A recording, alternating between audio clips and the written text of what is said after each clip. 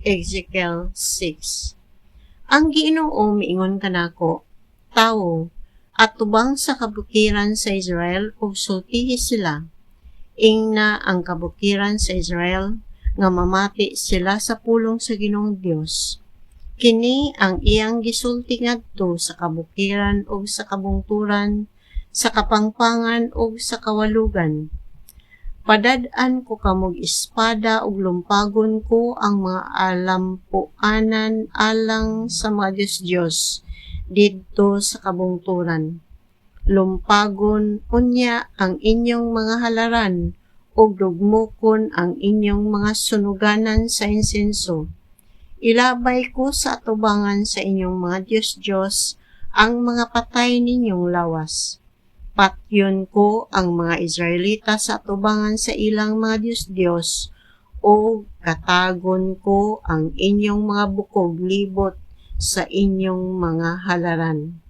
Gunobon ko ang inyong mga syudad ug lumpagon ang inyong mga halaran sa kabungturan aron mawagtang ang inyong mga Diyos o mga lumpag ang inyong mga halaran sa insenso o mahanaw ang inyong gihaguan.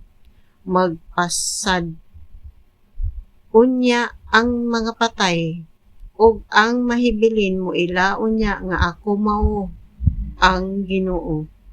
Apan dili ko sila hutdog patay. Ang uban patibulaagon ko ngadto sa ubang kanasuran. Didto magpuyo sila ingon nga mabihag o mahinumdom na unya sila kanako. Dugmokon ko ang maluibo nilang kasing-kasing nga misalikway kanako o kuhaan kog kahayag ang ilang mga mata nga nagsimbag mga Diyos. Sila mismong gilaran sa ilang kaugalingon tungod sa salawayo nilang binuhatan.